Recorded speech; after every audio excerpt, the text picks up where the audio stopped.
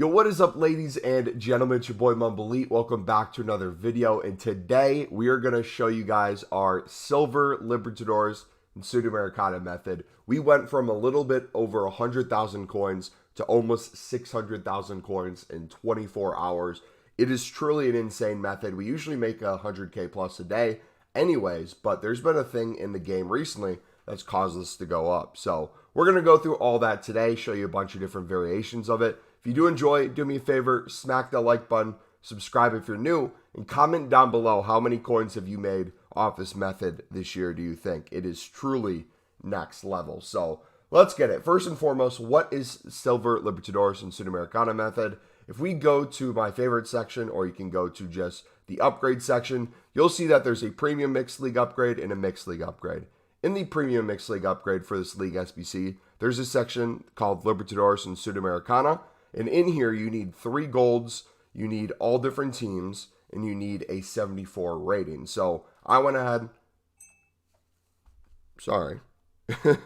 Phone went off. I went ahead and put in teams that are commonly used for the high rated golds, which is Boca and River Plate. So we're going to be looking for silvers that are not on these teams because, again, you can only have 1 per team. So this is another one I put in. He's usually a common one as well. If you want to note that team to not bid on them for the silvers, you can. But anyways, these can be basically 70 rated all the way to 74 rated silvers that are commonly used in here. I usually settle for a lot of 72s and 71s, but if you can pick up 73s and 74s, they are crazy valuable. So let me show off some of the filters real quick on how we do this and also show you price fluctuations throughout the week. So if you are on web app or companion app, you can go ahead and put quality here as silver and go to the league and do Libertadores and Sudamericana, either one, and you'll have only silver cards pop up, which is 65 rated to 74 rated.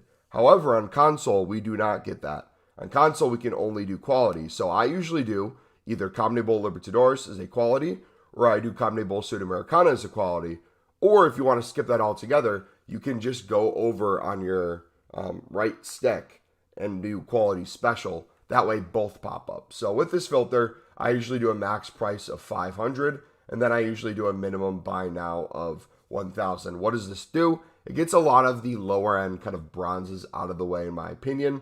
Doesn't get a lot of golds to pop up for the or doesn't get any golds to pop up for the Libertadores because Libertadores is a gold rare, so those are going to be a minimum of 600 plus. And then minimum buy now 1,000, you get some of the higher end cards. So what are we looking for in here? Again, I'm looking for 70 plus. If you're not familiar with what prices are, I highly recommend before you bid, you compare price and just see how much coins you can make. Here's one that we could possibly sell for over 1,000 coins. He has a 200 bid. That would be absolutely crazy if we could pick him up for, let's say, 500 coins. So I'm going to go ahead and do that. And I would just do that at first, compare price, get an idea of what things are going for. And then if you're happy with how much you think you could sell it for, bid off of that. Once you're kind of used to it, you'll get an idea of how much certain ratings are going for. Like, for example, right now, I've been doing 550 to 600 for a lot of 73 and 74 rated cards.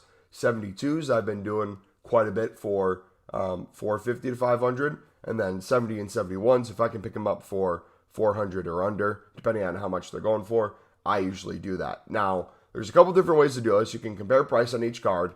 The more coins you have and the more comfortable you are with the method, I usually just skip that step altogether. And I just usually mass bid on all the cards that I think could be potentially really profitable.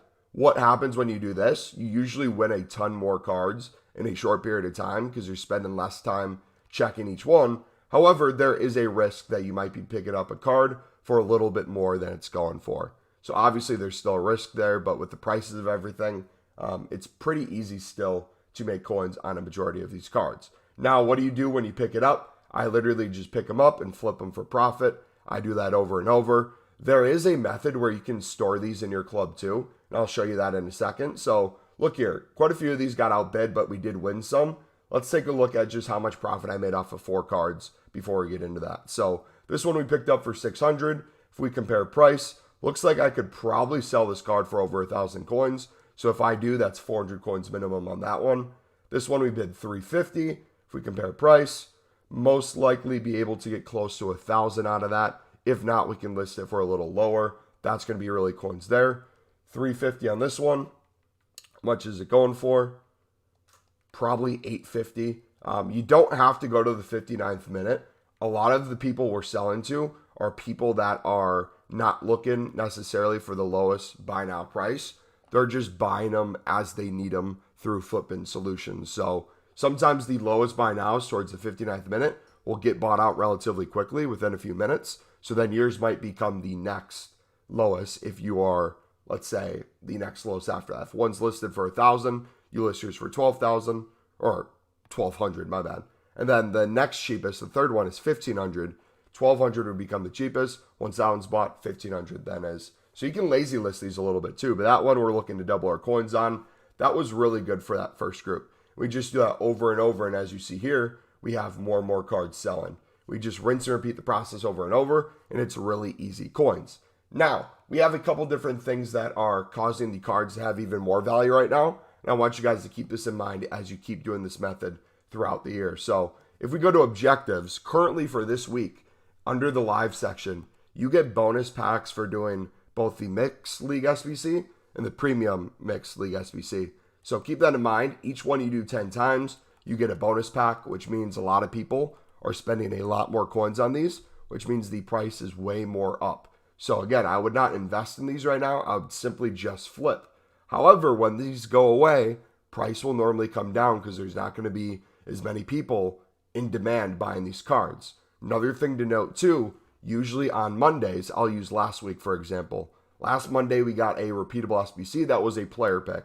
Usually on Mondays, people go from the weekend grinding League SBCs because it's usually one of the only repeatables out to then switching to whatever comes out on Monday. So let's assume we get another player pick this upcoming Monday. Usually people will stop buying out the League SBCs, which means their value goes down a bit and people start doing whatever the repeatable is. Usually if gold commons are needed for that, gold commons go from a 400 buy now potentially within the hour. They usually rise to like 500, 550 and push 600.